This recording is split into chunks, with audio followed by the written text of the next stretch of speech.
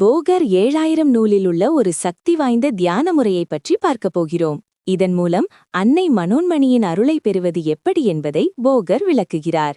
இந்த விளக்கத்தில் ஏதேனும் தவறுகள் இருப்பின் சித்தர்கள் என்னை மன்னிக்க வேண்டும். கண்களை மூடினால் அகண்ட வெளியை காண முடியுமா? அன்னை மனோன்மணி தாயே நம்மை வா என்று அழைக்கும் நிலையை எப்படி அடைவது? போகர் இந்த பாடலில் ஒரு ஆழ்நிலை தியானத்தை விவரிக்கிறார். சழிமுனை என்பது சுழுமுனை நாடியை குறிக்கும். அதில் மனதை செலுத்தி கண்களை மூடி புருவ மத்தியில் கவனத்தை வைத்தால் பிரகாசமான ஒளி தோன்றும் என்கிறார். இது பீனியல் சுரப்பியின் செயல்பாடாக இருக்கலாம். அப்போது அன்னை பராசக்தி பரி எனப்படும் வாசியை நமக்கு பரிசளிப்பாள். அந்த வாசியைக் கொண்டு மேலேறினால் அகண்ட வெளியை காணலாம். போகர் காட்டும் இந்த ஆழ்நிலை தியானத்தின் ரகசியங்களை தொடர்ந்து அறிய நமது சேனலை சப்ஸ்கிரைப் செய்து இந்த வீடியோவிற்கு லைக் செய்யுங்கள். இந்த பயிற்சியின் இறுதி நோக்கம் வெறும் ஒளி காண்பதோ சக்திகளை பெறுவதோ அல்ல.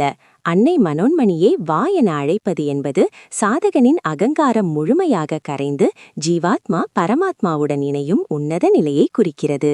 இதுவே பேரின்ப நிலை, பிரபஞ்ச உணர்வோடு ஒன்று கலக்கும் இறைநிலை, ஆன்னஸ். நன்றி. ஓம் சிவய நம. வாழ்க வளமுடன்.